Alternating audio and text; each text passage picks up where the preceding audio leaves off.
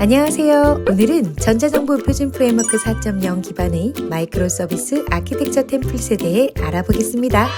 김재열 수석님 나와주세요. 안녕하세요. 반갑습니다. 저는 김재열 수석입니다. 오늘 MSA 템플릿에 대해서 말씀을 드릴 건데요.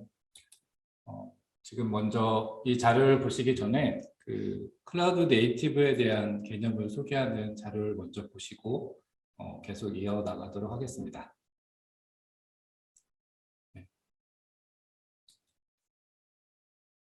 네, 이 자료는 현재 사업에서 가이드 부분에서 남은 발주자를 위한 가이드고요. 이 내용을 다 보실 건 아니고요. 여기에서 클라우드 네이티브 개요에 대한 부분을 같이 보고 말씀을 드리도록 하겠습니다.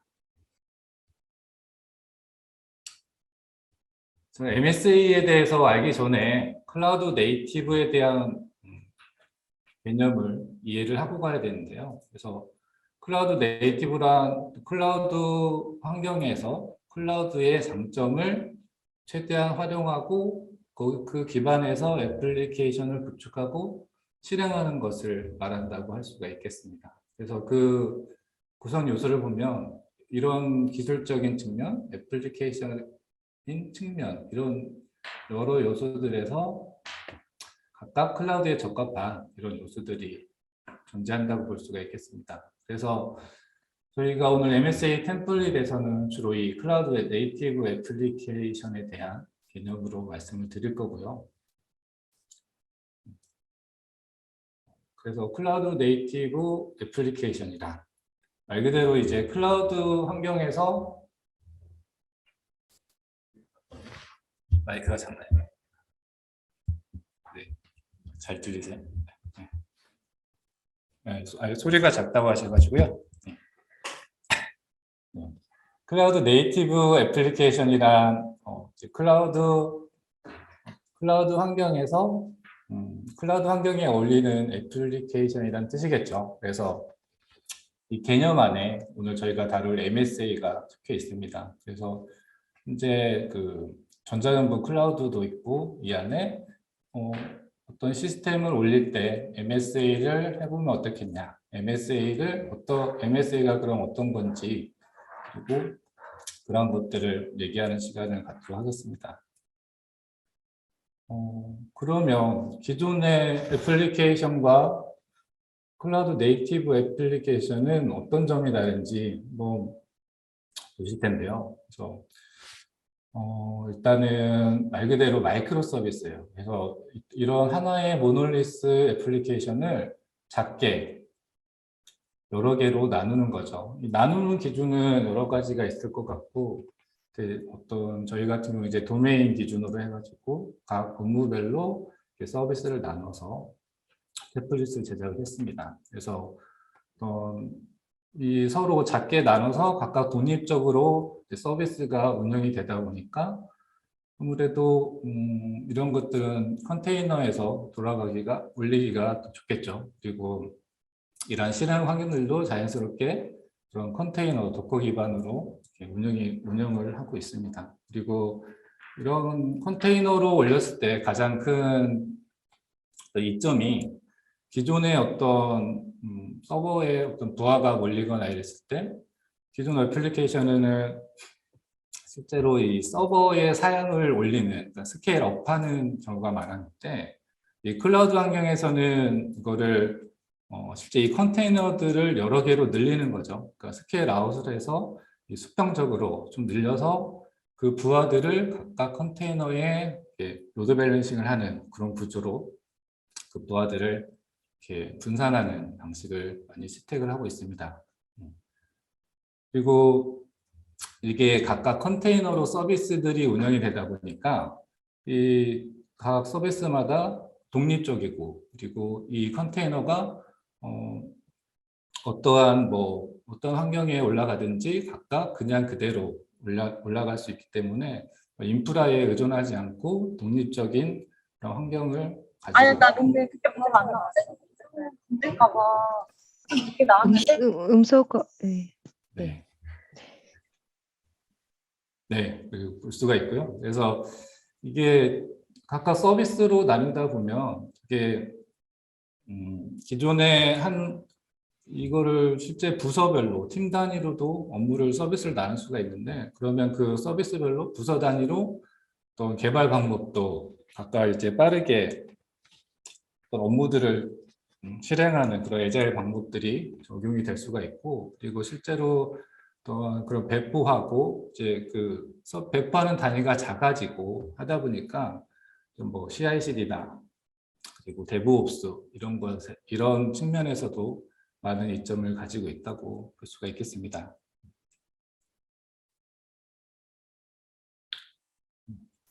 그래서 이 특징들을 4개로 보면 크게 이제 클라우드 네이티브는 마이크로 서비스, 컨테이너, 그리고 데브옵스, CI/CD 이러한 구성 요소를 갖고 있다고 볼 수가 있습니다. 그래서 MSA 템플릿에서는 이 마이크로 서비스를 우리가 어떻게 할 수 있는지 그러한 샘플이 될 것이고, 그리고 이러한 마이크로 서비스들을 지금 컨테이너 환경에서 운영할 수 있게 그런 것들을 템플릿으로 가이드를 제공을 하고 있습니다.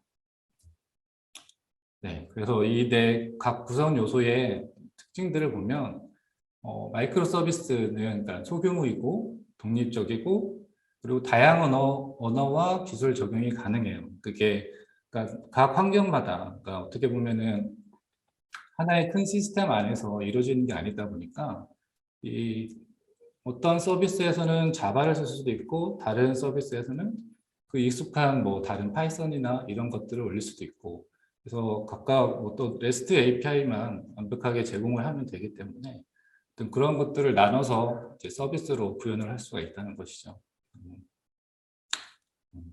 그리고 컨테이너 기반. 컨테이너가 이제 클라우드에서 정말 빠질 수 없는 요소인데, 컨테이너로 올리게 되면 그런 어떤 개발 환경들을 구축하는 것도 편하죠. 그래서 이제 이미지를 올려놓고 그 이미지를 실행하기만 하면 되기 때문에, 네, 여러 좋은 클라우드에서 그런 이점이 있다고 볼 수가 있겠습니다. 네, 앞에서 말씀드린 그런 내용들인 거고요. 그래서 네, 그런 다양한 언어들을 쓸 수 있다는 것을 이제 뭐 폴리글랏 아키텍처라고 그렇게 말을 하고 있습니다.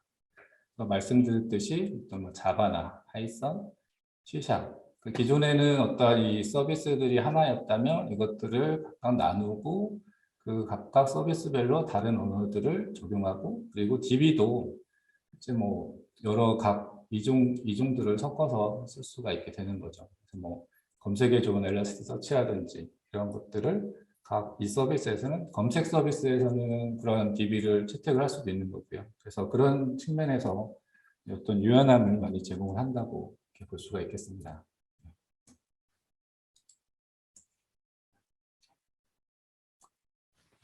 근데 이제 클라우드 네이티브한 애플리케이션을 구현을 하다 보면 그러한 장점들도 있겠지만 그런 단점들이 존재를 하게 돼요. 그래서 어떤 서비스로 여러 개 나누다 보니까 이게 복잡해져요. 그래서 각 서비스들을 통신하는 것들, 그리고 또 데이터가 말씀드렸듯이 데이터베이스도 나누다 보니까 이 데이터베이스끼리 어떤 관리돼야 될 데이터들이 중복되는 문제가 있고요. 그래서 뭐 예를 들면 뭐 인사정보라든지 이런 것들이 이쪽 서비스에서도 A라는 서비스에서도 사용을 하고 B라는 서비스에도 사용을 해요. 그래서 그쪽에 이제 그런 정보들이 양쪽에 또 존재해야 되는 그런 문제들이 좀 생길 수가 있습니다. 그리고 이게 서비스들이 나눠지다 보니까 그러한 연계하는 테스트들, 그런 것들이 좀 어려워지는 그런 문제들이 좀 발생을 하고 있습니다. 그런 내용들을 이렇게 자세히 적어 놓은 거고요. 네.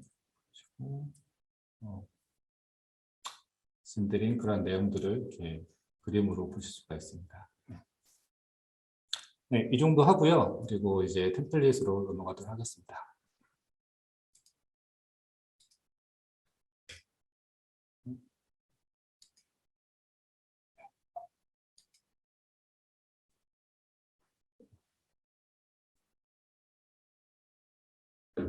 오늘은 크게 이제 템플릿에서 크게 두 개의 주제로 말씀을 드릴 거고요.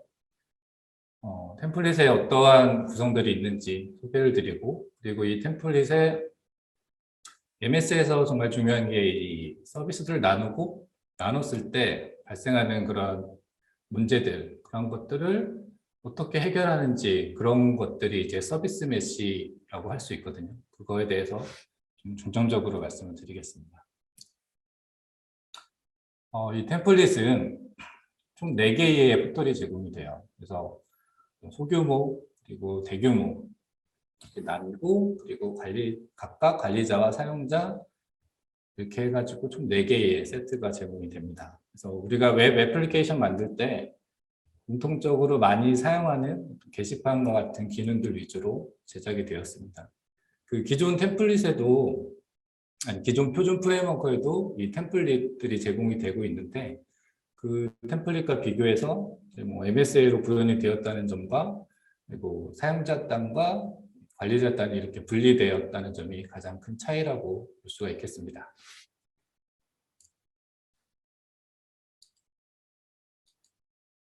실행 환경은 표준 프레임워크 4.0 기반이고, 그래서 스프링 부트, 스프링 클라우드, 오픈 JDK 1.8 이상, 그리고 그레이들, 도커 엔진에서 실행이 됩니다. 템플릿에 적용된 기술들이에요. 그래서 이쪽이 이제 백엔드 쪽이라고 보시면 될 것 같고, 이쪽에 이제 뭐 소스 관리, 형상 관리하는 쪽이나 CI/CD 관련된 부분, 그리고 프론트엔드 부분, 그리고 이제 플랫폼과 관련된 인프라 쪽 영역들이라고 보시면 될 것 같고요. 그래서 뭐 스프링 부트, 다 스프링 부트 기반으로 돌아가고 있습니다. 그리고 빌드를 그레이드를 하고 있고요. JPA랑 쿼리 DSL로 처리를 하고 있습니다. 그리고 스프링 클라우드를 적극적으로 이용을 하고 있고, 그리고 와스가 이제 스프링 부트에서 내장 통째로 돌아가고 있고, 웹플럭스를 쓰는 경우에는 네티로 돌아가고 있습니다. 이 네티가 그 논블로킹 방식을 더 잘 지원을 한다고 그래요. 그래서 이게 웹플럭스 쓰는 데에서는 네티가 기본적으로 올라가고 있습니다. 그리고 JUnit 5로 테스트 케이스를 작성을 했고, 그리고 이 테스트 케이스는 이 템플릿 DB는 MySQL로 되어 있는데, 여기에 영향을 미치지 않기 위해서 H2 메모리 데이터베이스를 쓰고 있고요. 그리고 REST API를 적용을 했고, 스웨거 UI로 그런 REST API들을 확인을 할 수가 있습니다. 깃으로 형상을 관리하고, 이것들을 레파지토리로 GitHub, 그리고 뭐 GitHub에 배포할 때 GitHub에 소스가 푸시가 되면 웹북 같은 걸 걸어가지고 젠킨스에서 빌드가 돼서 실제 운영에 배포가 되게끔 하는 그런 것들도 가이드를 통해서 나중에 배포가 될 예정입니다. 그리고 프론트엔드는 Node.js로 올라가고 있고요. 그리고 프론트엔드에 저희가 리액트를 적용을 했습니다. Next.js, 타입스크립트, 이러한 요소들이, 기능들이 적용이 많이 되어 있습니다. 그래서 여러분들이 많이 지금 관심 갖는 그런 기술들이 적용이 되어 있으니까요. 그런 것들을 보시는 것도 재미가 있으실 것 같아요. 그리고 이제 컨테이너, 도커로 실행들을 하고 있고, 쿠버네티스나 클라우드 파운드리에 올려서 이 템플릿을 이 젠킨스에서 쿠버네티스나 클라우드 파운드리로 배포하게끔 이렇게 환경을 갖추고 있고, 이런 것들은 이제 가이드를 통해서 나가게 될 예정입니다. 그리고 이제 말씀드리는 서비스 메시를 구성하는 이런 요소들이 또 포함이 되어 있고요. 그래서 이렇게 프론트엔드랑 백엔드가 이렇게 분리가 되어 있기 때문에, 그리고 REST API로 통신을 하죠. 그래서 프론트엔드를 익숙한 다른 뷰라든지 이런 것들로 뭐 변경을 하시거나 하는 것도 쉽게 하실 수가 있을 것 같습니다.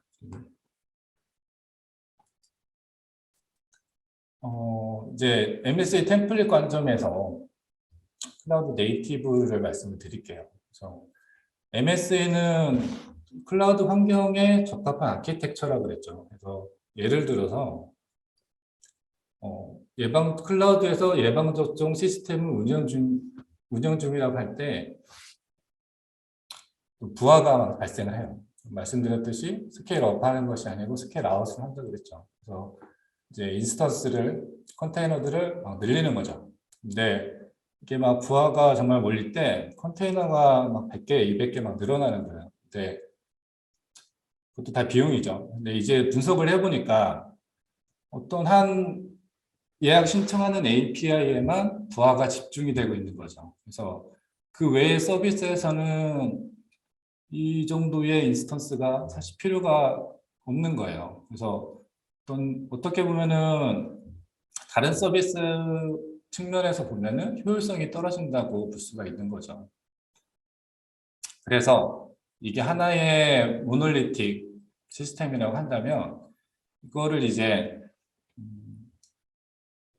이거를 여러 개로 MS를 적용해서 서비스를 나눠요. 그래서 예약 서비스, 부하가 말했던 예약 서비스를 분리를 하고 나머지 검색이나 인증 서비스 그리고 여러 많은 서비스들이 있겠죠. 이렇게 쭉 나눕니다. 그리고 각각 이 독립적으로 컨테이너로 각각 더 작은 단위로 더 올리는 거죠. 그래서 여러 개의, 그래서 지금 말씀드린 여러 개의 서비스로 이렇게 작게 나누고 그리고 서로 연결을 하고 통신할 수 있게 이게 MS의 기본 개념이고 그리고 이게 클라우드 환경에 적합한 아키텍처라는 것이죠.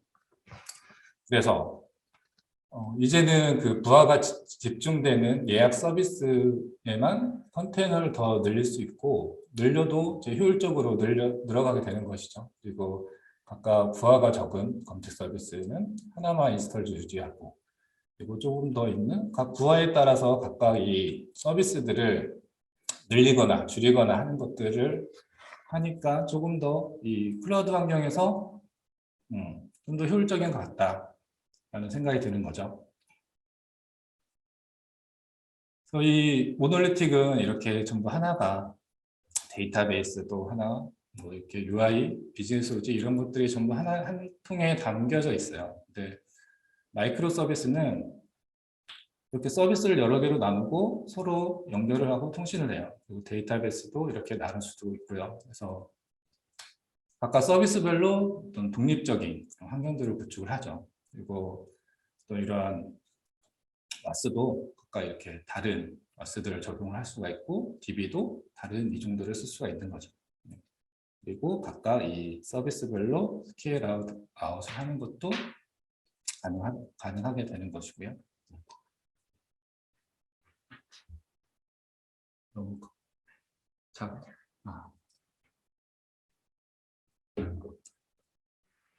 네, 그래서 이제 MSA 템플릿에 대해서 더 말씀을 드릴 건데요. 전체 구성도인데 좀 작게 쪼개서 보면 서비스 템플릿에서는 이게 그 주로 게시판 위주로 이렇게 나누다 보니까 사용자 그리고 포털 게시판 그리고 이제 이게 소규모랑 대규모로 나뉜다고 말씀드렸잖아요. 그래서 이제 대규모 쪽에는 예약 서비스가 더 추가가 되고요. 예약 서비스에는 예약 신청하는 거, 그리고 물품을 관리하는 거, 그리고 예약 확인을 하는 거 이렇게 총 3개의 서비스, 다 총 6개의 서비스로 이 시스템을 나누었습니다.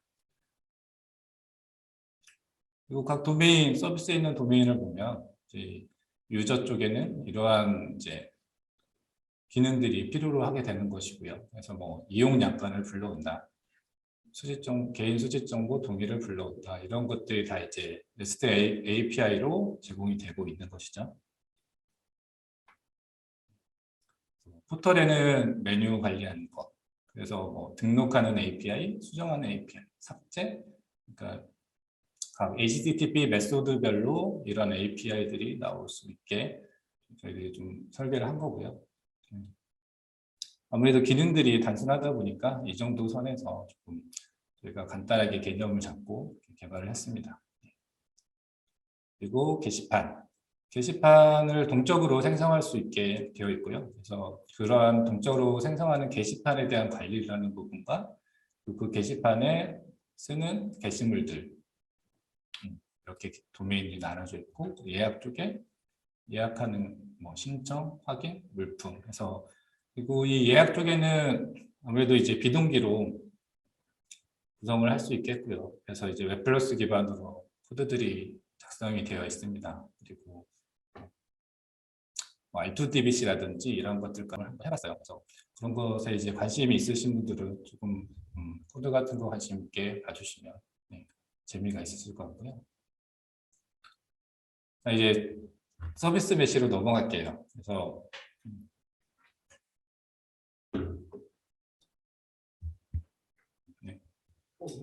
네, 하고 있는데. 그래서 서비스 메시 MS를 하다 보면 이제 서비스 메시에 대한 구성이 필요하게 돼요. 그래서 이렇게 하나의 서비스를 이렇게 여러 개로 나누었어요. 그래서 나눴을 때 이 서비스들이 각각 서로 통신하고 그리고 데이터를 공유하고 하기 위해서 이 서비스 메시 개념이 추가가 되는 것이거든요. 그래서 서비스 메시에는 뭐 이런 게이트웨이라든지 컴피그 서버 그리고 서비스 뭐 디스커버리 레지스트리 그리고 뭐 서킷 브레이커 뭐 슬루스 이러한 그 개념들이 MSA에 포함이 되고 있습니다. 그래서 이러한 서비스 메시에 대한 것이 중요하니까 이거를 하나하나씩 요소들을 살펴보도록 할게요. 그래서 먼저 이 컴피그 서버에 대한 건데요. 이제 서비스를 운영을 하다 보면 이제 설정이 변경이 될 수가 있죠. 그래서 근데 그런 설정 정보가 애플리케이션 내부에 이 앱에 그러한 설정 정보들이 존재를 한다면 실제 그 정보들을 다 각각 일일이 하나씩 다 바꿔줘야 되는 거죠. 그래서 이런 것들을 각각 변경을 해주는 것은 클라우드에서 정말 그 많은 각 서비스 그리고 인스턴스들을 하나씩 바꾼다는 것은 정말 사람이 하기가 너무 힘든 일이죠. 그래서 이러한 것들을 해주는 게 바로 이제 스프링 클라우드에서 스프링 클라우드 컴피그가 제공이 됩니다. 그래서 이 서비스를 이용을 하면은 각 서비스 인스턴스마다 정보를 변경하거나 재배포하지 않도록 구성을 할 수가 있어요. 그래서 이 컴피그 서버를 구성을 하려면 스프링 부트 앱을 만들고 그리고 이 스프링 클라우드 컴피그 서버 의존성을 추가를 합니다. 그리고 이 부트 애플리케이션에 이데이블 컴피그 서버 어노테이션을 추가해서 컴피그 서버 활성화를 시켜주시면 돼요. 그러면은 이제 외부에서 설정을 관리할 수 있도록 스프링 클라우드 서버가 뜨게 되는 것이죠. 그래서 실제 한번 코드를 한번 살짝 보여드릴게요. 보시면은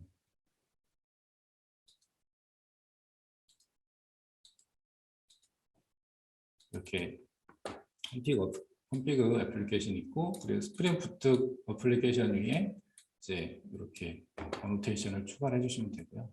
그리고 빌드 파일에 이렇게 컴피그 서버 보존성을 추가를 해주시면 되겠습니다. 그러면은 이걸로 해서 이제 컴피그 서버가 올라가게 되는 것이고요.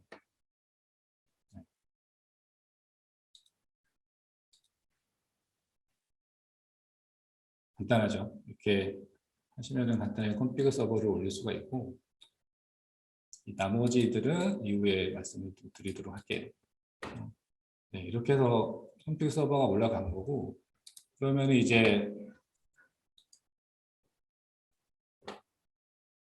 이 서버가 있으면은 이 컴피그 서버가 제공하는 이 설정 정보를 가져다 쓰는 이제 클라이언트들이 필요하게 되는 거죠. 근데 그 전에 이 설정 파일들을 관리를 할 때 저희가 이제 보통은 외부에서 관리를 하는데 이제 보통은 이렇게 Git으로 외부 저장소에 이렇게 Git 저장소를 하나 따놓고 여기에다가 관리를 합니다. 그러면은 이 GitHub에 요 컴피그 정보들을 쭉 올려놓고 그 정보들을 컴피그 서버가 받아다가 이제 제공을 하는 것이죠. 그래서 이 저장소 URL과 그리고 이 Git이 이제 또 이제 이런 정보들은 민감하니까 프라이빗으로 설정을 하죠. 그래서 프라이빗이니까 유저 네임과 패스워드도 설정을 해야 되고 이 패스워드 같은 경우에는 GitHub 그 계정을 넣는 것이 아니고요. 보여드리면 그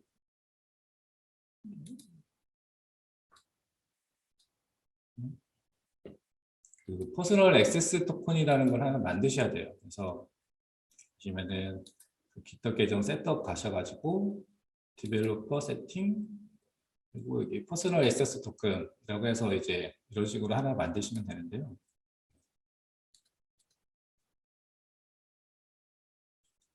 여기 뭐 이름을 주고요.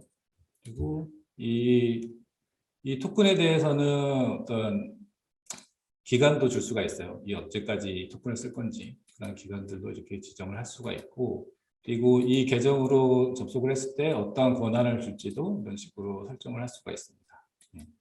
이렇게 하고 토큰을 생성을 하시면 되고요. 생성을 하면은 처음에 이 패스워드가 이렇게 나와요. 그래서 이 패스워드를 복사를 하셔서 여기 이 패스워드 여기 패스워드에 넣어주시면 되고요. 이게 처음에만 보여지니까 잘 기록을 해두셔야 되겠죠.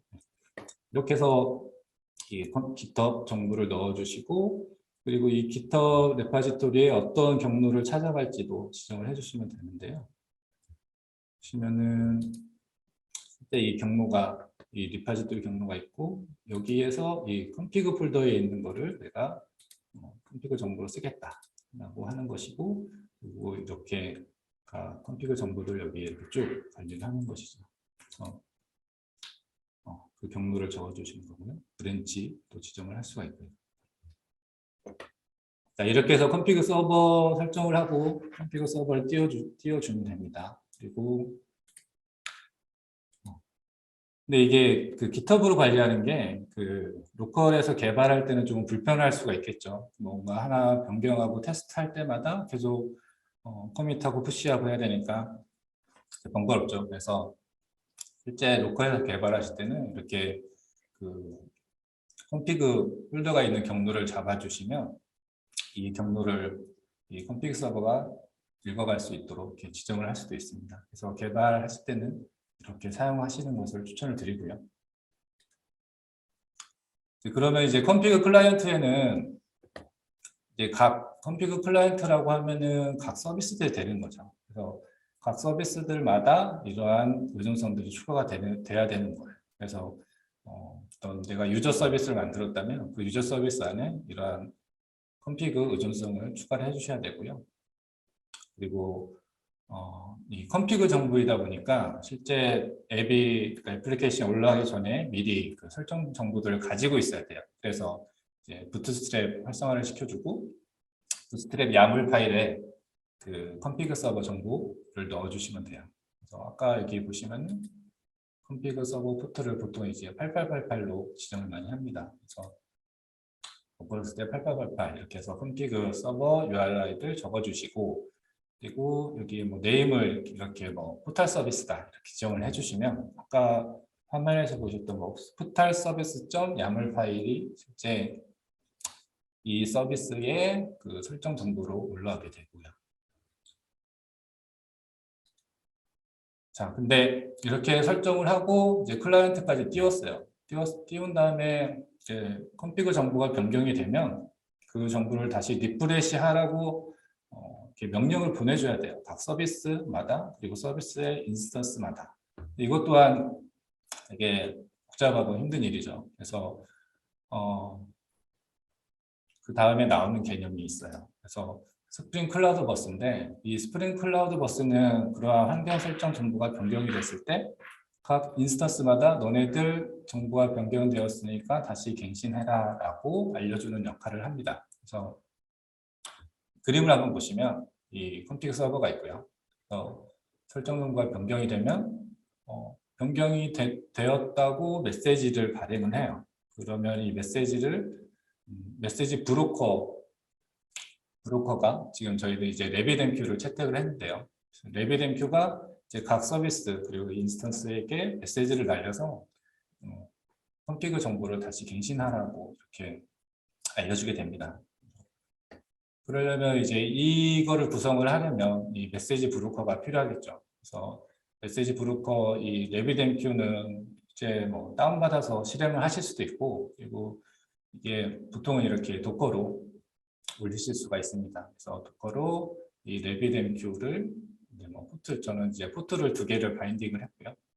그리고 이렇게 RabbitMQ를 띄워놓은 다음에 그 컨피그에 아까 컨피그에 있었던 그 애플리케이션 YAML 파일에다가 이 RabbitMQ의 접속 정보를 설정을 해줍니다. 그러면 이 각각의 이 여러 서비스들이 이 정보를 바라보게 되겠죠. 그리고 마찬가지로 컨피그 서버에도 이 정보가 필요하겠죠. 메시지를 얘한테 보내야 되니까요. 그래서 이 정보도 같이 설정을 해주시면 되고요. 이 도커를 잘 모르시는 분들이 있을 텐데요. 그래서 이러한 이미지들은 실제 그 도커 허브라는 곳에 다 올라가 있어요. 그래서 보시면 도커 사이트인데요. 여기서 이제 도커를 실행을 하시려면 이제 도커 엔진을 OS에 맞게 설치를 해주시면 되고요. 그리고 윈도우 홈 같은 경우에는 설치가 안 됩니다. 그래서 뭐 WSA라든지 이런 거를 더 추가적으로 설치를 하셔야 되는데 그것도 잘 안 되니까 그 부분 한번 고려를 해주시고요. 그리고 이제 도커 엔진 설치를 하면 이제 도커를 띄우고요. 그 다음에 이제 도커 허브에 가면 내가 찾고자 하는 이제 뭐 그런 이미지들이 다 올라가 있어요. 그래서 이 이미지들을 풀 받아서 런을 해주시면 되는 것이거든요. 그래서 뭐 RabbitMQ 이렇게 검색을 하시면 이렇게 RabbitMQ 이제 이미지가 올라와 있는 것을 보실 수가 있고요. 그래서 여러 태그들이 있고 저는 이제 여기에서 매니지먼트 이 이미지를 사용을 했습니다.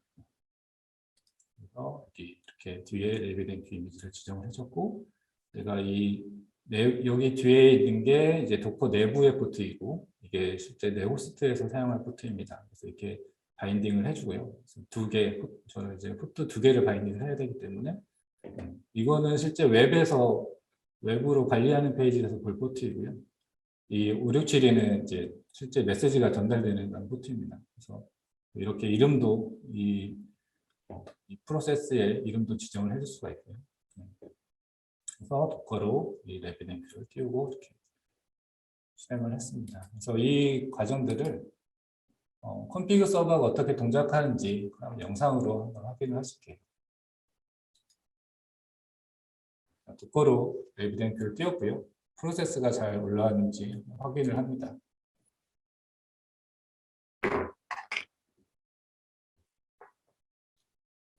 아까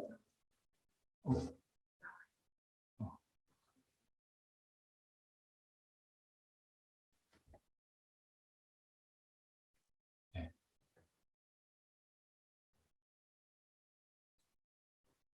자, 지금 헬로우라고 이제 메시지가 이가부점 메시지가 이제 보여질 텐데요. 잠시 끊고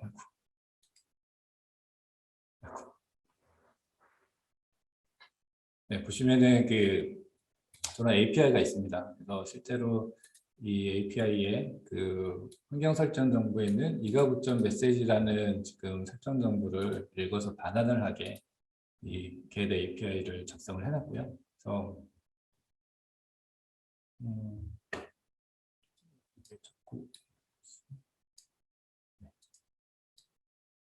그래서 지금 현재 이제 이렇게 이가부점 메시지 환경 메시지를 설정을 해놨습니다. 그래서 이미 이 메시지를 반환을 하게 하는 것이고요. 이게 중단이 돼서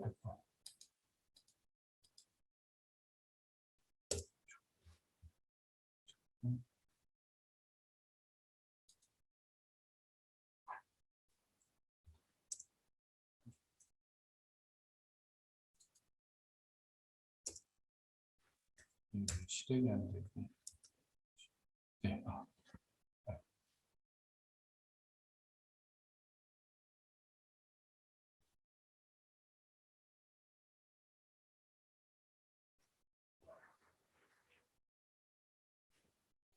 화면이 안 나요. 그 수홍님 지금 뭔가 그 화면 뭔가 보여주셔야 되는 거죠? 영상 플레이 하셔야 되는 걸까요? 그렇죠. 영상이 안 보이시나요? 네네네. 계속 이게 보이는데 플레이를 하면 음, 어, 지금은 잘 나오시나요? 네, 지금은 예, 도커 뭐 이런 식으로 해서 예. 근데 이게 멈추는 것 같아요. 그 도커라고 딱 네. 쓰여진 다음에 그 다음에는 멈추거든요. 네. 그럼 잠시만요. 제가 네네네. 영상을 따로 준비를 해놨으니까요. 그걸 다시 네네. 보여드릴게요. 네, 그걸 보여주시는 게 나을 것 같아요. 네.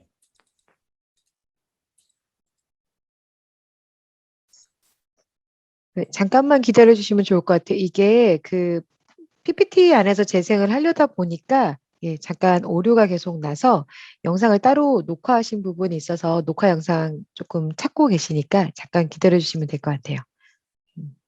그렇죠. 혹시 그 지금 발표하시는 거 관련해서 질문사항 있으시면 채팅창에 올려두시면 제가 모아뒀다가 이따가 그 저희 세미나 마치고 발표자님께 저희가 질의응답 시간 또 갖도록 할 거고 오늘 그 아까 말씀드린 저희 지금 클라우드 네이티브 기반의 행정 공공기관 서비스 확산 지역 사업의 저희 이제 담당자도 같이 세미나를 듣고 계시거든요. 그래서 그 저희 그 리아에서 또 답변해 드릴 수 있는 부분은 저희가 또 리아 쪽 담당자분께 답변을 요청을 드리도록 하겠습니다. 네. 네. 플레이 네. 할까요? 네네네 이제 하시면 될 것 같아요. 네. 네.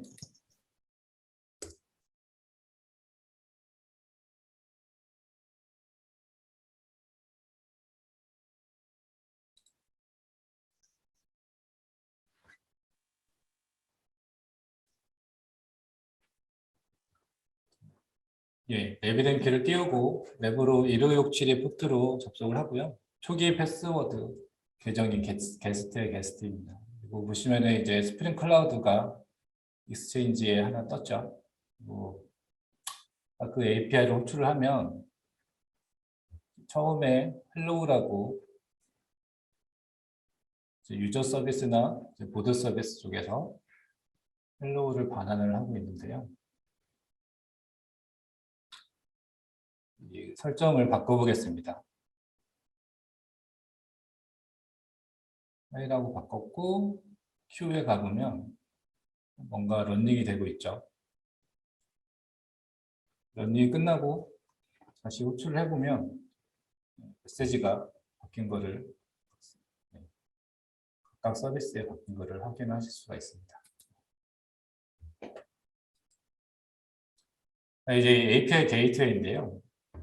이게 정말 중요한 서비스 베이스 중에 하나예요. 그래서 어떤 API 요청이 들어왔을 때 이 요청을 검증할 이제 필요가 생기는 거죠. 그래서 우리가 어떤 공항에서 입국 심사 때 통과하듯이 어떤 외부에서 오는 모든 요청을 게이트웨이를 통과하도록 이제 설계를 하는 거죠. 그래서 모든 요청이 게이트웨이를 통해서 들어와요. 그래서 그러면 이제 게이트웨이에서는 어떤 인증이나 인가 정보들을 미리 여기서 한번 검증을 하고 이제 서비스로 흘려보내기 때문에 이제 이 내부 서비스에서는 이제 서로 믿고 통신을 할 수가 있게 되는 거죠.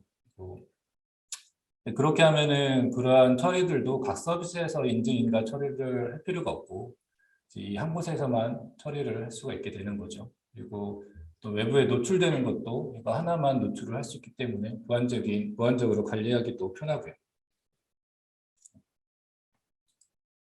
그래서 이 API 게이트를 구성을 하려면 이제 마찬가지로 스프링 부트 애플리케이션을 만들고 거기에 이제 스프링 클라우드 스타터 게이트웨이 이 의존성을 추가를 해주시면 됩니다. 이게 그 이전에는 줄이라는 거를 많이 썼을 텐데 이제 줄이 이제 메인터넌스 모드가 되었어요. 그래서 이제 줄은 더 이상 업데이트가 안 되기 때문에 안 되고 이 게이트웨이를 쓰라고 가이드를 하고 있습니다. 그거 관련해서 도큐멘트를 잠시 보여드리면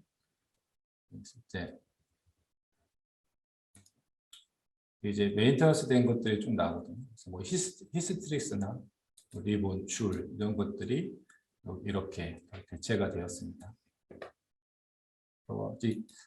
가끔 이제 뭐 이제 구글링이나 이런 거 하시다가 이러한 것들로 이제 기준으로 작성된 것들이 많이 있을 텐데, 이제 앞으로는 이걸로 다 대체가 되었다는 거 보시고 이걸로 이제 테스트를 바꿔서 하시면 될 것 같아요. 그리고 게이트웨이 이제 설정이 필요하죠. 이제 포트를 지정을 하고, 애플게시 이름을 지정을 하고, 이 게이트웨이가 하는 것 중에 아까 말씀드렸듯이 게이트웨이를 통과한 다음에 각 서비스들로 라우팅 처리를 해줘야 되는데, 이렇게 보면은 이렇게 한 세트가 여러 개가 나오게 되죠. 그래서 각 서비스별로 이제 이렇게 호출을 라우팅을 해주고 있고요. 그래서 뭐 이 요청 중에 유저 서비스로 요청이 들어오는 거는 유저 서비스한테 라우팅하고, 포털 서비스로 들어오는 건 포털 서비스 라우팅하고 이런 식으로 설정을 해줍니다. 그리고 실제 유저 서비스에서 구현을 할 때는 이 앞에 다 이 프리피스를 붙여주려면 조금 번거롭겠죠. 그래서 이런 것들을 이제 실제 유저 서비스는 사용하지 않도록 이러한 설정들을 해줄 수가 있고요. 자, 그러면은 이렇게 했을 때 실제 게이트웨이가 이 유저 서비스가 어떤 건지 알아야 되잖아요. 그래서 그거를 알려면 알아야 되는데, 이 처리는 게이트웨이가 직접 하지 않고 이제 유레카에게 맡깁니다. 이제 그 부분은 이제 더 뒤에 가서 자세히 설명을 드릴게요. 그래서 게이트웨이가 하는 역할 중에 이 인증인가가 정말 중요한데, 이제 MS에서는 주로 토큰을 이용을 하죠. 그래서 JWT를 사용하는데 JSON 웹 토큰이에요. 그래서 우리가 그 게이트웨이 통과하는 거를 제가 이제 입국 심사를 통과하는 거라고 비유를 드렸는데, 그 심사 이후에 이제 뭐 예를 들어 티켓이 발급이 됐어요. 그러면은 이제 그 티켓이 그 토큰이라고 보실 수가 있는 거죠. 그래서 이 토큰을 가지고 이제 API 요청을 보낼 때마다 이 토큰을 들고 다니는 거예요. 그래서 이 토큰을 가지고 내가 누구인지 정보를 받아서 서버에서 서비스에서 그 정보를 가지고 인증이나 인가 처리를 해주는 거죠. 그래서 자, 이 프로세스를 한번 보시면 이제 프론트에서 로그인 요청을 합니다. 뭐 정보를 담아서 보내겠죠.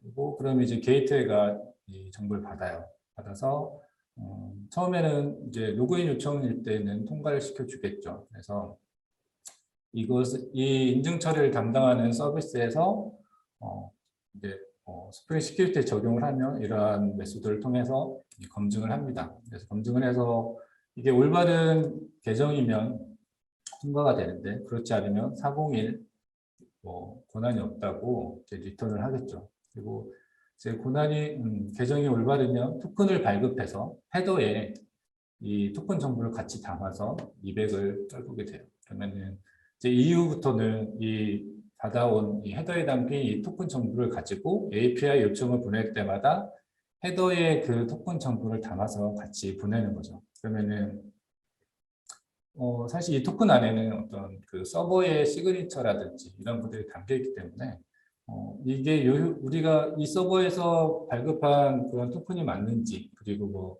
유효 기간은 지나지 않았는지 이런 것들을 다 검증을 합니다.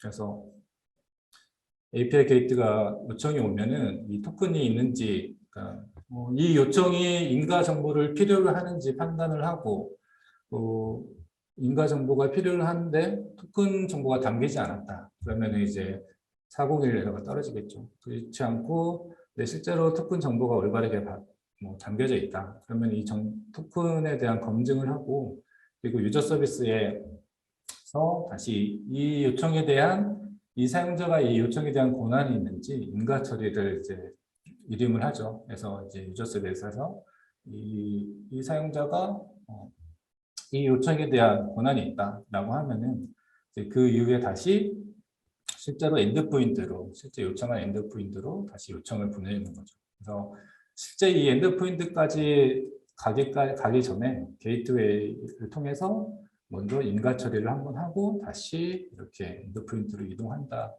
하는 그런 흐름으로 구성이 되어 있습니다. 그래서 우리가 왜 토큰을 사용하는지 한번 생각을 해볼 필요가 있어요. 그래서 일반적으로 이러한 인증 정보는 서버 메모리나 DB에 저장을 하죠. 그래서 그런 세션 방식을 주로 사용을 하는데 클라우드 네이티브잖아요. 그래서 어떤 부하나 어떤 유저의 수가 무수히 많아진다면 그러한 것들도 어떤 성능 저하의 원인이 되죠. 그래서 근데 이 토큰은 그런 어떤 상태를 저장을 하지가 않아요. 그래서 어떤 그런 서버에 전혀 무리를 주지 않기 때문에 이 토큰을 많이 사용을 하고 있죠. 그래서 이 MSA 템플릿에서도 인가 정보를 DB에 그 관리자가 관리할 수 있도록 하고 있고, 그리고 API 요청 시 이 게이트웨이에서 이 정보를 활용하도록 하고 있습니다.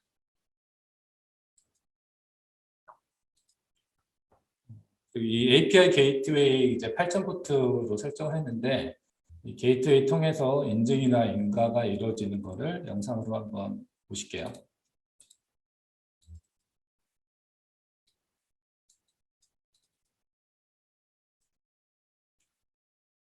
스웨거가 적용이 돼서 게이트웨이에 스웨거-UI HTML 접속하면 이렇게 API들을 보실 수가 있고요. 저는 한번 유저를 가져오는 API를 한번 호출해 보겠습니다. 그래서 처음에 게이트웨이 8000 포트 통해서 이 유저 서비스로 요청을 한번 보내볼게요. 그러니 이제 401이 떨어지죠. 왜냐면 아무것도 담아서 보내지 않기 때문에. 그래서 이제 인증을 받아오기 위해서 한번 날려봅니다. 로그인을 시도를 하죠. 로그인이 정상적으로 이루어지면 이렇게 헤더에 이러한 토큰 정보가 받아지고요. 토큰에 있는 값을 복사를 해서 다시 요청을 해보겠습니다. 그리고 보낼 때는 키를 authorization으로 지정을 하고 거기에 값을 넣어서 요청을 보내면 이렇게 실제 사용자 정보가 이렇게 받아지는 것을 보실 수가 있습니다. 네, 이런 정보들 요청이 이렇게 API 게이트로 보내진다는 것을 화면이 안 보여요.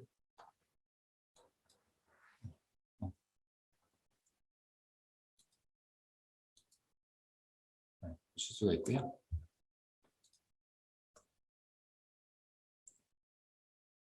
네.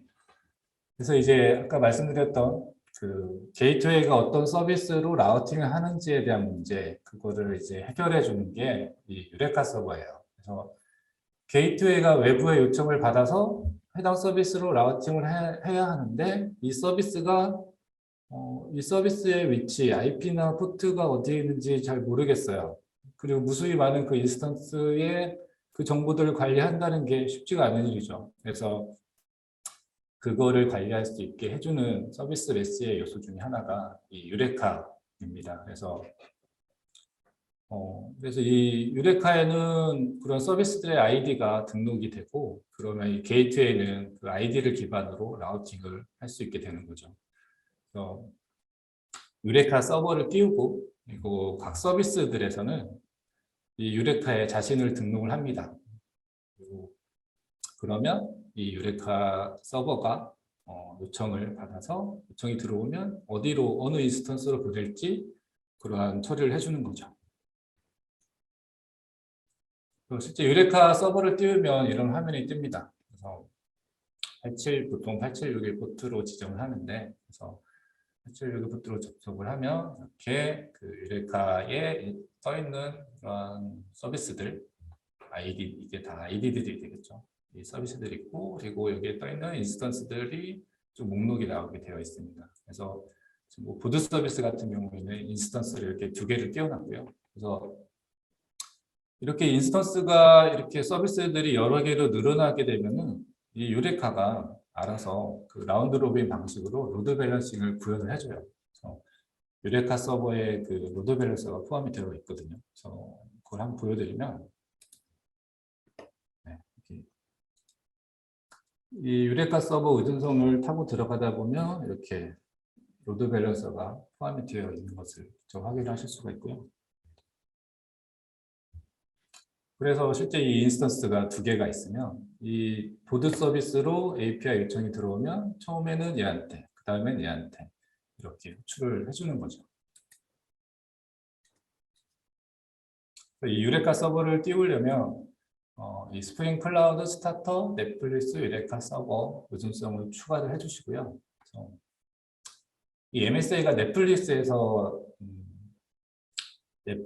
많은 소스를 오픈해놔가지고 실제 이러한 넷플릭스 이름을 자주 보실 수가 있을 거예요.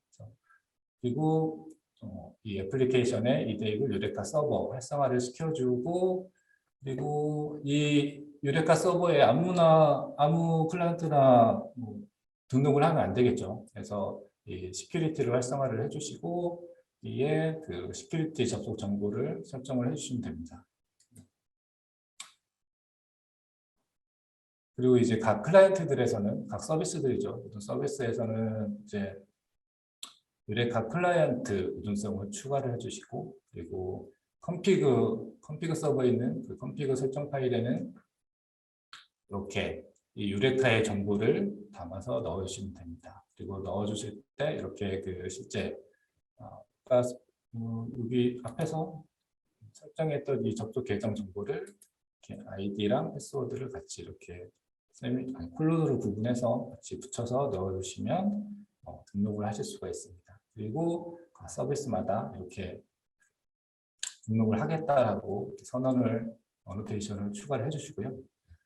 그렇게 해서 띄우면 이제 등록이 됩니다. 이게 디스커버리를 통해서 서비스가 또 호출이 되고 로드 밸런싱까지 되는 것을 영상으로 한번 보실게요.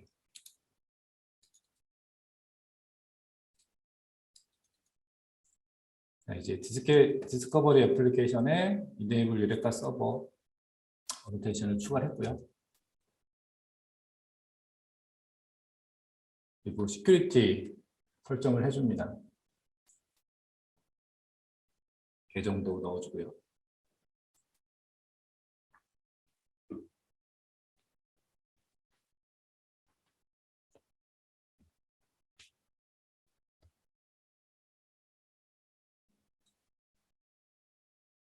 그리고 접속을 해보면 이제 시큐리티가 적용이 됐기 때문에 이제 계정을 넣으라고 하죠. 유레카 서버에 들어가 보시면 이렇게 서비스들이 등록이 되어 있고 인스턴스 아이디를 확인할 수가 있습니다. 그래서 로드 밸런싱을 구현하기 위해서 보드 서비스 하나 더 띄워볼게요.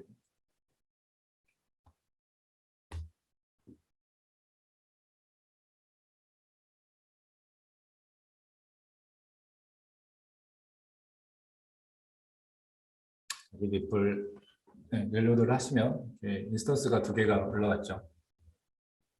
그리고 뭐 호출을 해보겠습니다.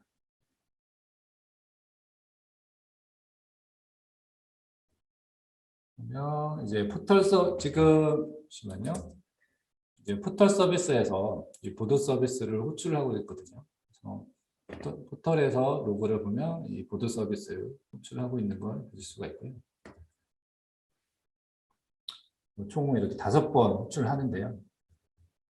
1번 호출은 첫 번째 보드에서, 2번은 두 번째에서 이렇게 찍히는 거를 확인을 하실 수가 있죠.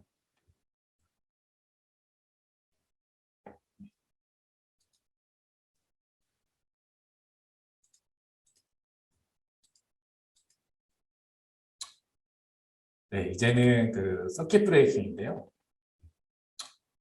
이거는 장애에 대한 문제예요. 그 서비스를 운영을 하다 보면 장애가 발생을 할 수가 있는데, 이게 장애가 발생하는 서비스에서만 장애가 일어나는 게 아니고 그 호출하는 서비스까지 그 영향이 미칠 수가 있거든요. 그러니까 포털 서비스에서 보드 서비스를 호출해요. 근데 이제 보드 서비스가 응답이 지연이 되고 계속 실패 폴트가 떨어지고 이랬을 때 그 포털 서비스까지 계속 대기를 하기 때문에 그 영향을 받을 수가 있죠. 그래서 이때 어떠한 그 폴트에 대한 그 통계 정보를 기반으로 해서 실제 이제 보드 서비스는 호출하지 않고, 그리고 지연 메시지나 아니면 다른 응답 처리를 하는 것이 서킷 브레이커의 개념입니다. 그래서 회로 차단기 있는 거죠. 그래서 서킷을 오픈을 한다라고 표현을 하고요. 그래서 오픈해서 이제 전기가 흐르지 않게 한다, 그런 뜻이죠.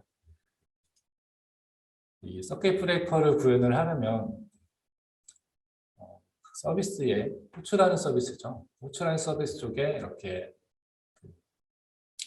아까 말씀드렸듯이 히스키스가 다 대체가 되었다고 그랬죠. 그래서 서킷 브레이커, 레실런스, 포제이 이 의존성을 추가를 해주시고요.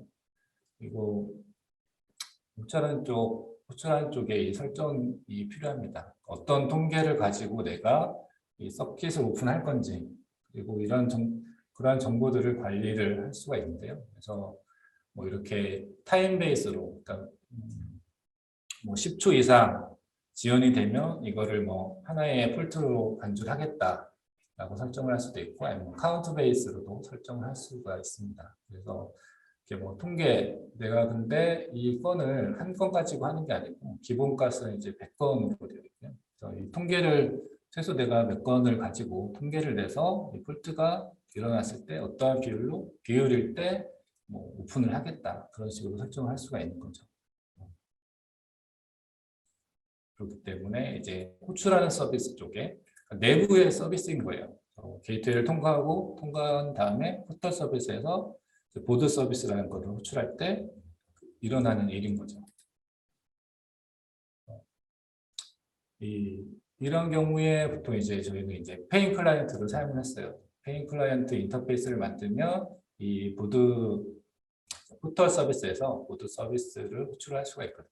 그래서 그리고 이 포털 쪽에 이 서비스 페인 클라이언트를 사용해서 이렇게 메소드를 보내서 직접 내부적으로 통신을 하는 거죠. 이렇게 내부적으로 통신할 때는 게이트웨이를 통과를 하지 않아요. 그래서 굳이 내부적으로 통신할 때 API를 한 번 더, 게이트웨이를 더 갖다 올, 이미 어떤 검증을 마친 상태이기 때문에 내부적으로 통신할 때 이렇게 게이트웨이를 거치지 않고 직접 통신하는 방식을 사용을 합니다. 그래서 이렇게 직접 호출해주고 오류가 났을 때 빈 객지를 이제 반환을 하도록 그렇게 설정을 해놨습니다.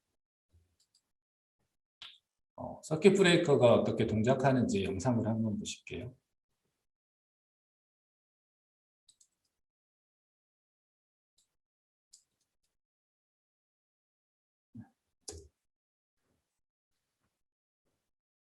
호출하는 쪽 서비스에 설정을 해주고요. 테스트를 위해서 한 2건 정도로 설정을 하겠습니다. 2건 가지고 통계를 내겠다는 거죠. 그리고 보드 서비스 쪽, 호출 당하는 쪽에 일부러 지연을 발생을 시키고요. 한 10초 정도 지연한 후에 반환을 하도록 설정을 하겠습니다. 로그를 찍어 볼게요.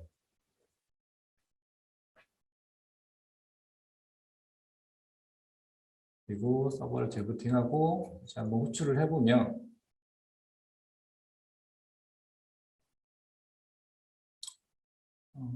호출이 총 3번만 이루어졌죠. 그래서 이게 아까 이전에는 총 5번 호출이 됐었는데 이렇게 3번 하고 서킷이 오픈되면서 더 이상 호출이 안 되는 것을 보실 수가 있습니다.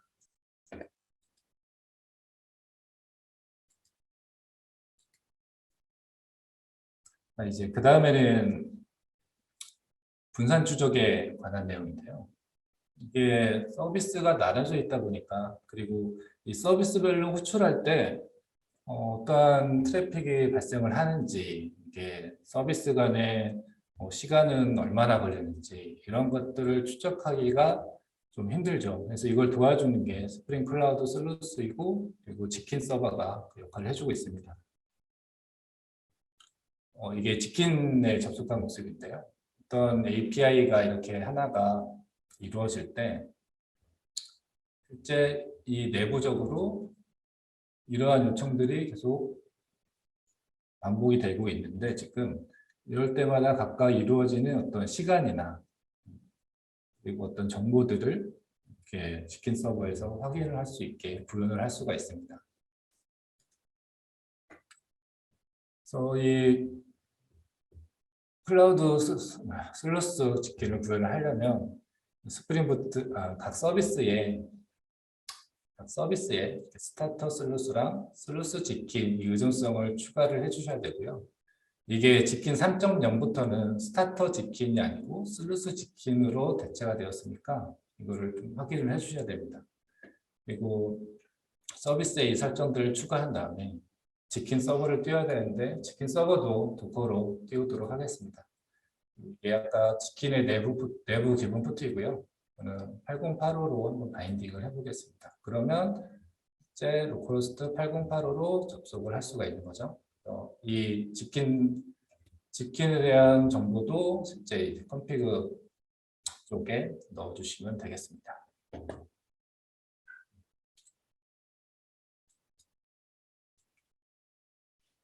지킨으로 트레이싱하는 것도 영상으로 한번 보여드릴게요.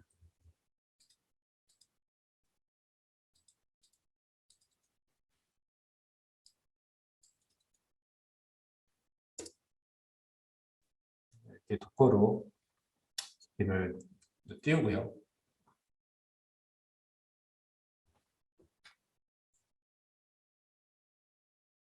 프로세스가 잘 올라가는지 확인을 하고요.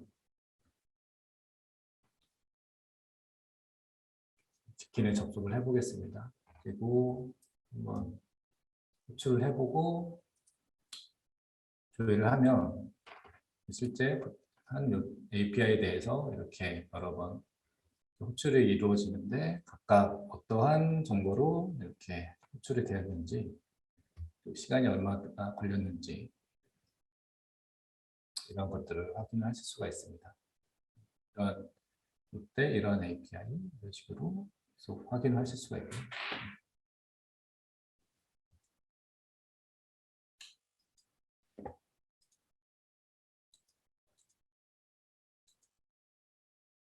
네, 이제 그 서비스 메시의 그 마지막 개념인데요. 그 ELK 스택이에요. 그래서 이게 중요한 게 그 서비스들을 여러 개로 작게 나눠서 운영을 하다 보면 이제 로그를 확인해야 되는데 로그들이 여러 곳에 흩어져 있잖아요. 그래서 그 로그들을 다 하나씩 들어가서 볼 수는 없겠죠. 그래서 서비스 메시로 구현하는 게 ELK 스택이고 ELK 스택을 사용을 하면은 그 로그들을 한 곳에 모아서 이렇게 보실 수가 있습니다. 그리고 기존의 로그 파일 보던 것보다 훨씬 보기 좋게 보실 수가 있고요. 각 서비스들에서 이 로그 스탯으로 로그를 전송을 해요. 그러면 로그 스탯은 엘라스틱 서치로 그 로그들을 다시 보내고요. 그 로그들이 엘라스틱 서치에 담기게 되는 거죠. 보관이 되는 거죠. 그러면 이제 키바나에서 이 엘라스틱 서치에서 정보를 가져와서 그거를 이제 보기 좋게 보여주는 거죠. 그래서 그러면 각 서비스에는 이제 로그 스탯에서 로그를 수집할 수 있도록 어떤 설정이 필요할 거고요. 그리고 로그 스탯에는 로그를 엘라스틱 서치로 보내기 위한 그런 설정이 또 필요하겠죠. 그리고 키바나는 엘라스틱 서치에서 데이터를 가져오기 위한 설정이 필요하게 될 것입니다. 그런데 그러한 설정들이 이제 필요한데 그런 것들을 이제 저희가 ELK를 이제 도커로 띄울 거예요. 도커를 띄우는데 도커를 띄울 때 이렇게 막 각 그 파라미터들을 여러 개 막 다 띄울 때마다 그렇게 주는 것은 비효율적이겠죠. 그리고 ELK 같은 경우는 이제 한 번에 띄우고 한 번에 내리고 이런 걸 용이하게 하기 위해서 제가 도커 컴포즈를 사용을 했습니다. 이 파일들도 다 이제 가이드에서 제공이 될 거고요. 도커 컴포즈로 이 ELK 스택을 한 번에 올리고 그 다음에 그 각 서비스에 이 로그 스탯이 이 의존성을 추가를 해줍니다. 그리고 이 로그백에 보면 이제 여러 가지 어펜더들이 있죠. 콘솔 어펜더, 파일 어펜더 이런 것들을 이제 주로 사용을 하는데 이게 이제 로그 스탯이 어펜더도 제공을 합니다. 그래서 이 로그 스탯이 TCP 소켓 어펜더를 사용을 했고요. 그래서 여기에 이 로컬호스트 5001 이거는 이제 로그스탯의 포트가 되죠. 그리고 얘가 어떤 서비스의 로고인지 구분을 하기 위해서 저희는 이제 커스텀 필드를 하나 두고 거기에 앱 네임으로 이 서비스 이름을 지정을 해줬습니다. 그리고 이 스프링 부트에서는 로그백.xml 아니고 스프링 다시 로그백.xml에 설정을 해주셔야 되는 거 주의해 주시고요. 자, 그러면은 도커 컴포즈 파일을 한번 볼게요.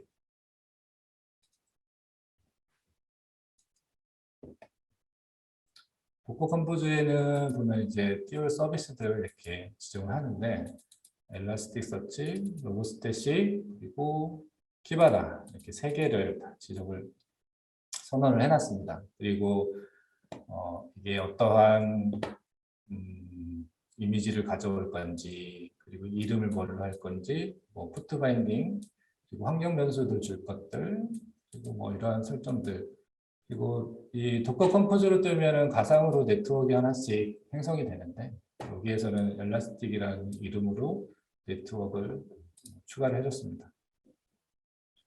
그리고 이 로그스탯이나 키바나는 이 엘라스틱 서치가 올라온 다음에 올라올 수 있도록 이렇게 요즘성을 추가를 해줬고요. 그리고 이렇게 볼륨에 바인딩을 해서 실제 내가 가지고 있는 이 설정 파일을 그 컨테이너 내부에 있는 이 설정 파일에서 참조할 수 있도록 이렇게 지정을 할 수도 있습니다. 그래서 이 로그스탯에는 이런 설정이 필요하거든요. 그래서 실제 아까 로컬호스트 5001이라고 지정을 해줬죠. 그래서 이게 로그스탯의 포트인데 이 TCP 포트로 5001을 받겠다라고 선언을 인풋 선언을 해주고 그리고 아웃풋으로 엘라스티서치로 이 로그를 보내야 되잖아요. 그래서 아웃풋으로 엘라스티서치에 보낼 거고 엘라스티서치는 이 호스트이다 라고 지정을 해놓고 이 설정을 로컬에 가지고 있고 실제 로그스탯에서 이 컨테이너 올릴 때 이 환경 설정 파일을 가지고 그 정보들을 변경해서 이렇게 올릴 수가 있는 거죠. 그리고 키바나에도 이제 키바나는 로그 그 데이터들을 가져와야 되니까 엘라스티서치에 이런 정보들을 지정을 해주시면 되겠습니다. 네, 이렇게 해서 도커 컴포즈가 컴포즈 파일을 작성을 해놨고요. 그래서 이제 키바나에서 최종적으로 보시는 화면은 이런 식으로 생겼어요. 그래서 키바나에서 어떤 로고들이 올라오고 그리고 아까 설정했던 앱네임 이러한 정보들도 같이 볼 수가 있죠. 그리고 어떤 뭐 정보들 IP나 뭐 로고의 레벨이나 뭐 이런 메시지들 이렇게 그러니까 조금 이전에 로고 파일 보던 것보다는 훨씬 이렇게 보기 좋게 제공을 하고 있습니다. 그리고 언제부터 언제까지 이런 거 볼 건지 이런 설정들이 가능을 하고요. 로고들을 이렇게 검색해서 볼 수 있다는 것도 큰 장점인 거죠. 이 ELK가 어떻게 실제로 구현이 되는지 영상으로 한번 보여드릴게요.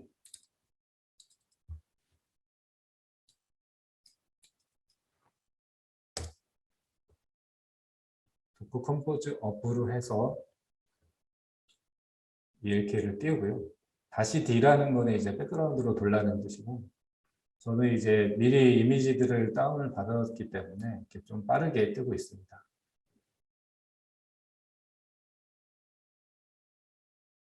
로그스탯이 키바나 엘라스티서치가 한 번에 올라갔죠.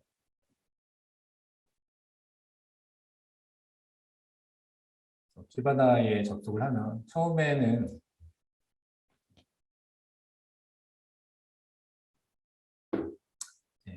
인덱스 패턴을 작성하라고 합니다. 로그스탯에서는 기본적으로 앞에 이제 로그스탯이 이런 식으로 로고가 올라오고 있기 때문에 그 이름으로 패턴을 지정을 해주고요. 타임 필드를 지정을 해주고 패턴을 생성을 합니다.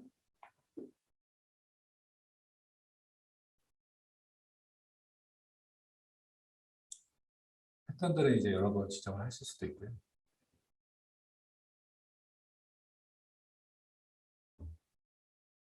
로그가 찍히도록 서버를 다시 띄워봤고 다시 들어가 보니 이런 식으로 로그가 여러 서비스들에 있는 로고들이 이렇게 쭉 올라오고 있죠. 그런 것들을 확인을 하실 수가 있을 것 같습니다.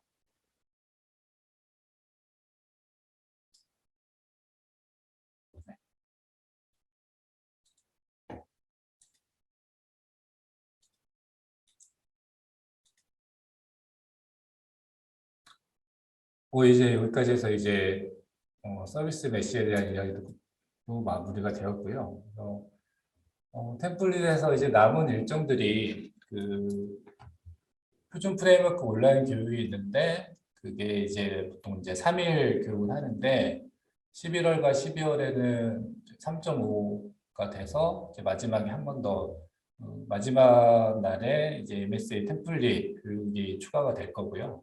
추가가 될 예정이고 그리고 그 교육에서는 이제 이클립스에서 개발 환경 설정하는 거라든지 그리고 그러니까 리액트 프론트엔드 개발 환경 설정하는 부분들 이제 그러한 내용들이 더 추가가 될 거고 이제 애플리케이션도 도커에서 이제 로컬의 도커 환경에서 이제 띄울 수 있는 부분들 그런 것들도 더 자세하게 확인을 하실 수가 있을 것 같습니다. 그리고 온라인 세미나가 11월 18일에 한 번 더 예정이 되어 있고요. 그리고 이 템플릿에 대한 소스나 가이드 이런 것들이 12월 이후에 표준 프레임워크 센터를 통해서 배포가 될 예정입니다. 이상이고요. 네.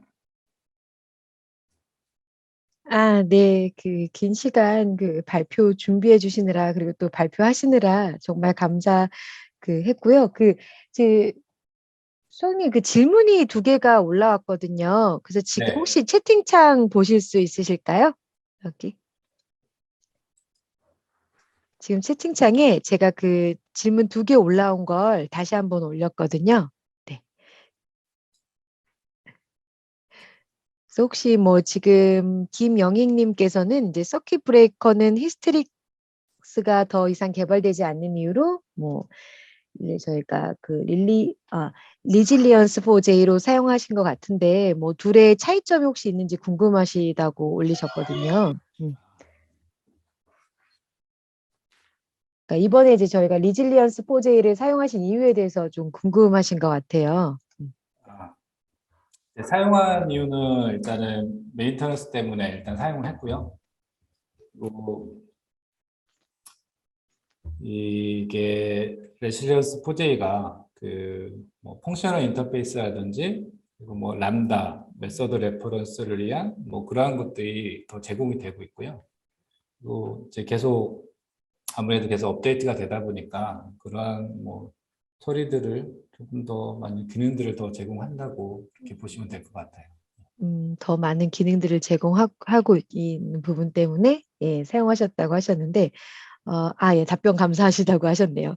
그다음 이제 2번째 김사만님께서 질문하신 건데 혹시 이제 질문 보시고 조금 더 추가적으로 어떤 내용을 질문하시는지 궁금하시면 제가 이제 김사만님 음소거 해제해서 직접 음성으로 저희가 질문을 좀 들어봐도 될 것 같거든요. 네. 네. 지금 제가 읽어드려도 헷갈릴 것일 것 같아요. 그래서 메시지로 직접 눈으로 보시는 게 더 나으실 것 같더라고요. 네. 네. 보이시죠? 네. 클라이언트에서 게이트웨이 안쪽에 있는 서비스를 호출하는 라면 안쪽에 있는 서비스끼리 호출하려고 하면 게이트웨이 호출해서 다시 안으로 들어가야 하나요? 이게 게이트웨이를 이미 통과한 이후에 서비스들끼리의 내부 호출을 할 때는 게이트웨이로 요청을 보내지 않고요. 그 내부적으로 아까 말씀드린 그 오픈페인이라는 걸 이용을 해서 호출을 하고 있습니다. 소스를 보여드릴게요. 보시면은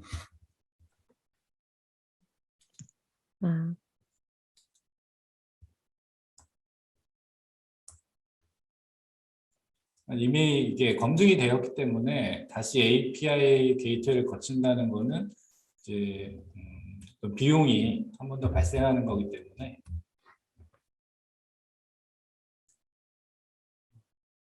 보시면 그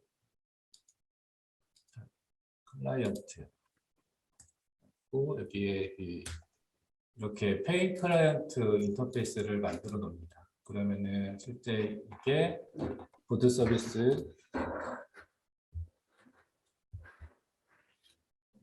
서비스로 호출을 해주는 역할을 하고요. 그리고 이 페인 클라이언트를 사용하면 좋은 게 이게 내부적으로 서비스 호출할 때도 이게 로드 밸런싱 기능까지 같이 들어가 있어요. 그래서 실제 예를 들어 보드 서비스가 아까 여러 개 있었잖아요. 그러면은 아까 게이트웨이를 거쳤을 때는 그 유레카가 그 로드 밸런싱 처리까지 해주는데 내부적으로 로드 밸런싱이 필요할 때는 이 페인 클라이언트를 사용하면 그 내부적인 그 통신을 서비스 호출할 때도 그 로드 밸런싱까지 같이 이 페인 클라이언트가 처리를 해주고 있습니다. 그래서 이렇게 사용을 해주시면 좋을 것 같아요.